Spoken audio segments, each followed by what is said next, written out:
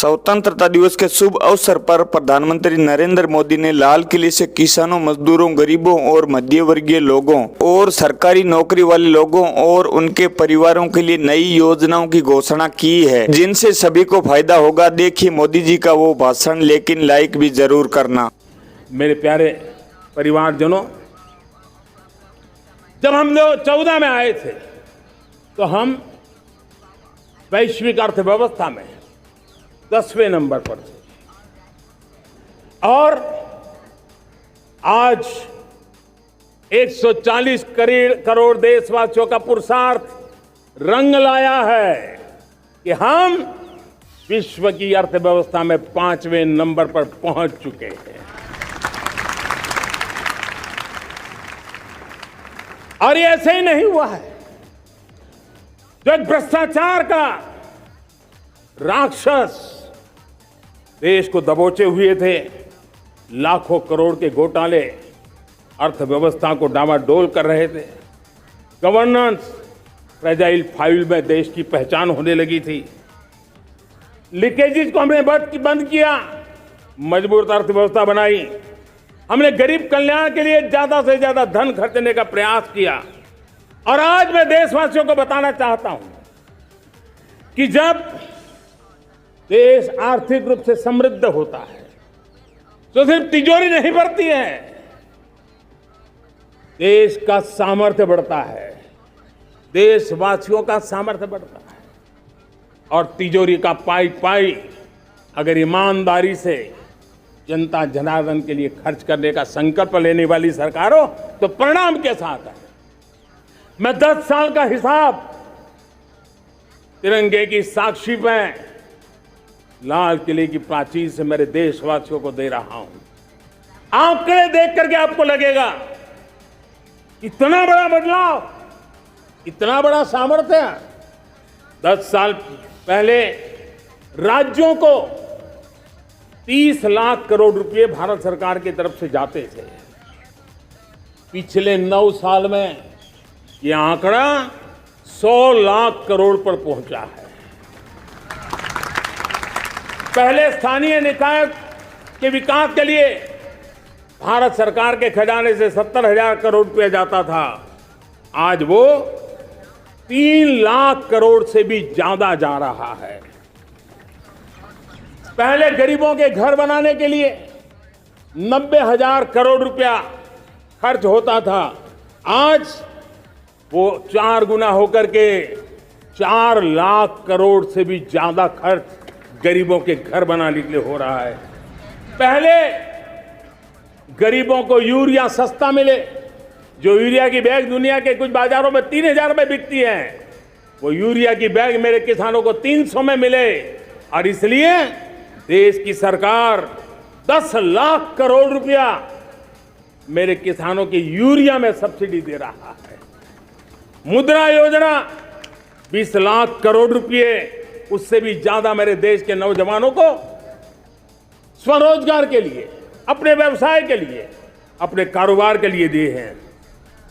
8 करोड़ लोगों ने नया कारोबार शुरू किया है। और 8 करोड़ लोगों ने कारोबार शुरू किया है तो नहीं, हर कारोबारी ने एक या दो लोगों को रोजगार दिया है। 8 से 10 करोड़ नए लोगों को रोजगार देने का सामर्थ्य ये मुद्रा योजना से लाभ लेने वाले 8 करोड़ नागरिकों को करा है। एमएसएमई को करीब 3.5 लाख करोड़ रुपए की मदद से कोरोना के संकट में भी उनको डूबने नहीं दिया, मरने नहीं दिया, उनको एक ताकत दी है। 1 रैंक 1 पेंशन मेरे देश के सेना के जवानों का एक सम्मान का विषय था। 70,000 करोड़ रुपया भारत की तिजोरी से आज पहुंचा है, मेरे निवृत्त सेना के नायकों के जेब में, उनके परिवार में पहुंचा है। सभी कैटेगरी में, मैंने तो कुछ ही गिनाए, मैं ज्यादा समय लेना नहीं चाहता। हर कैटेगरी में पहले की तुलना में अनेक गुना धन देश के विकास के लिए, कोने कोने में रोजगार पैदा करने के लिए, पाई पाई का उपयोग भारत का भाग्य बदलने के लिए हो, और इसलिए हमने काम किया है। और मेरे प्यारे प्रियजनों, इतना ही नहीं, हमने इन सारे प्रयासों का परिणाम है कि आज 5 साल के मेरे कार्यकाल में 5 साल के कार्यकाल में 5 साल में 13.5 करोड़ मेरे गरीब भाई बहन गरीबी की जंजीरों को तोड़ करके न्यू मिडिल क्लास के रूप में बाहर आए हैं। जीवन का इससे बड़ा कोई संतोष नहीं होता। मेरे प्यारे प्रिय परिवारजनों, और जब 13.5 करोड़ लोग गरीबी की इस मुसीबतों से बाहर निकलते हैं तो कैसी कैसी योजनाएं उनको मदद दी है। उनको आवास योजना का लाभ मिलना, पीएम स्वनिधि से 50,000 करोड़ रुपया रेहड़ी पटरी वालों तक पहुंचाया है। आने वाले दिनों में आने वाली विश्वकर्मा जयंती पर एक कार्यक्रम हम लागू करेंगे। इस विश्वकर्मा जयंती पर हम करीब 13-15 हजार करोड़ रुपया से जो परंपरागत कौशल्य से रहने वाले लोग, जो औजार से और अपने हाथ से काम करने वाला वर्ग है, ज्यादातर ओबीसी समुदाय से, हमारे सुथार हो, हमारे सोनार हो, हमारे राजमिस्त्री हो, हमारे कपड़े धोने वाले काम करने वाले लोग हो, हमारे बाल काटने वाले भाई बहन परिवार हो, ऐसे लोगों को एक नई ताकत देने के लिए हम आने वाले महीने में विश्वकर्मा जयंती पर विश्वकर्मा योजना लॉन्च करेंगे और करीब 13-15 हजार करोड़ से उसका प्रारंभ करेंगे। हमने पीएम किसान सम्मान निधि में 2.5 लाख करोड़ रुपया सीधा मेरे देश के किसानों के खाते में जमा किया है।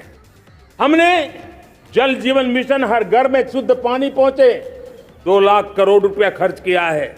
हमने आयुष्मान भारत योजना, ताकि गरीब को बीमारी के कारण अस्पताल जाने से जो मुसीबत होती थी उसको मुक्ति दिलाना, उसको दवाई मिले, उसका उपचार हो, ऑपरेशन हो, अच्छे से अच्छी हॉस्पिटल में हो। आयुष्मान भारत योजना के तहत 70,000 करोड़ रुपए हमने लगाए हैं। पशुधन, देश ने कोरोना वैक्सीन की बात तो देश को याद है, 40,000 करोड़ रुपए लगाए, वो तो याद है। लेकिन आपको जानकर के खुशी होगी, हमने पशुधन को बचाने के लिए करीब 15,000 करोड़ रुपया पशुधन के टीकाकरण के लिए लगाया है। मेरे प्यारे देशवासियों, मेरे प्यारे परिवारजनों, जन औषधि केंद्रों ने देश के सीनियर सिटीजन्स को, देश के मध्यम वर्गीय परिवार को एक नई ताकत दी है। जिस संयुक्त परिवार में अगर किसी को एक डायबिटीज जैसा हो जाए, 2-3 हजार रुपया दवाई का बिल स्वाभाविक हो जाता है। हमने जन औषधि केंद्र से जो दवाई बाजार में 100 रुपये में मिलती है, वो 10 रुपया, 15 रुपया, 20 रुपये में दी। और आज देश में 1,000 जन औषधि केंद्रों से मेरे इन बीमारी में जिनको दवाई की जरूरत थी, ऐसे लोगों के करीब 20,000 करोड़ रुपया उनके जेब में बचा है। और ये ज्यादातर मध्यम वर्ग के परिवार के लोग हैं। लेकिन आज उसकी सफलता को देखते हुए मैं देशवासियों को कहना चाहता हूं, जैसे हम एक विश्वकर्मा योजना लेकर के समाज के उस वर्ग को छूने वाले हैं, अब देश में 10,000 जन औषधि केंद्र से हम 25,000 जन औषधि केंद्र का लक्ष्य लेकर के आने वाले दिनों में काम करने वाले हैं। मेरे प्यारे परिवारजनों, जब देश में गरीबी कम होती है तो देश की मध्यम वर्ग की ताकत बहुत बढ़ती है। और अगर दुनिया में, और मैं आपको विश्वास दिलाता हूं, आने वाले 5 साल में मोदी का गारंटी है, देश पहले 3 वैश्विक इकोनॉमी में अपना जगह ले लेगा। ये पक्का जगह ले लेगा। आज जो 13.5 करोड़ गरीबी से बाहर हुए आए हुए लोग हैं, वो एक प्रकार से मध्यम वर्ग की ताकत बन जाते हैं। जब गरीब की खरीद शक्ति बढ़ती है तो मध्यम वर्ग की व्यापार शक्ति बढ़ती है। जब गांव की खरीद शक्ति बढ़ती है तब कस्बे और शहर की आर्थिक व्यवस्था और तेज गति से दौड़ती है और यही इंटरकनेक्टेड हमारा अर्थ चक्र होता है। हम उसको बल देकर के आगे चलना चाहते हैं।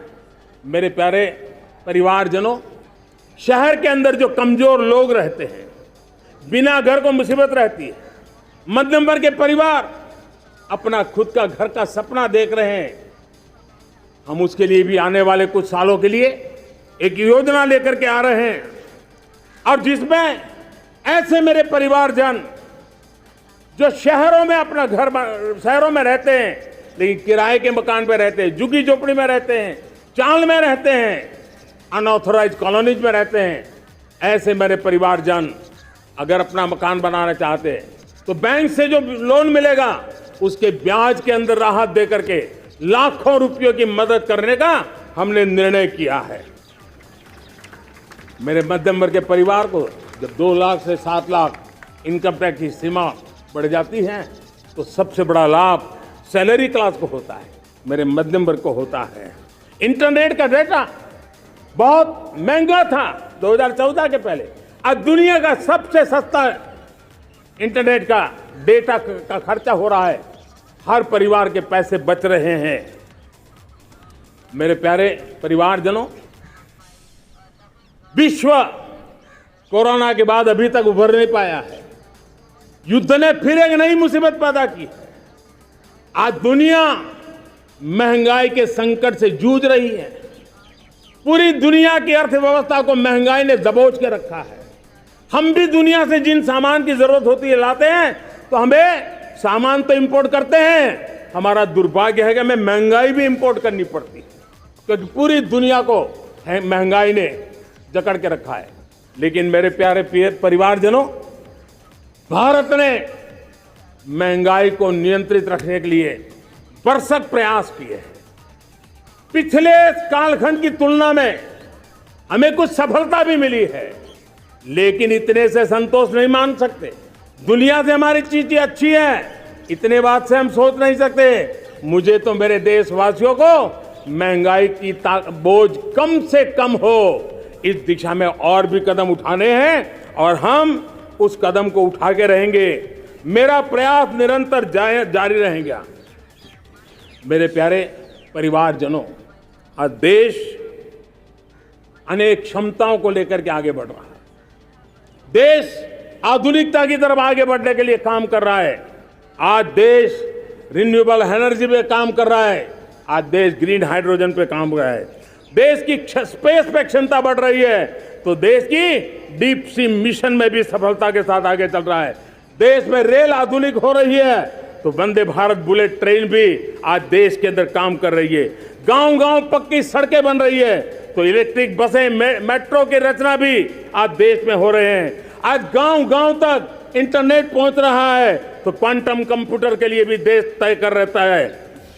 नैनो यूरिया, नैनो डीएपी उस पर काम हो रहा है तो दूसरी तरफ जैविक खेती पर भी हम बल दे रहे हैं। आज किसान उत्पादक संघ एफपीओ का निर्माण हो रहा है तो हम सेमीकंडक्टर का भी निर्माण करने के लिए चाह रहे हैं। हम दिव्यांग जनों के लिए एक सुगम भारत के निर्माण के लिए काम करते हैं तो हम पैरालंपिक में भी हिंदुस्तान का तिरंगा झंडा गाड़ने के लिए मेरे दिव्यांग जनों को सामर्थ्यवान बना रहे हैं। हम खिलाड़ियों को स्पेशल ट्रेनिंग दे रहे हैं। वीडियो को यहाँ तक देखने के लिए आपका बहुत बहुत शुक्रिया। वीडियो को लाइक जरूर करें, चैनल को सब्सक्राइब करें। अगर आप फेसबुक पर देख रहे हैं तो हमारे पेज हिंदुस्तान तक को फॉलो भी जरूर करें। इसी तरह की और महत्वपूर्ण खबरों के लिए बने रहिए हिंदुस्तान तक के साथ। जय हिंद, जय भारत, वंदे मातरम।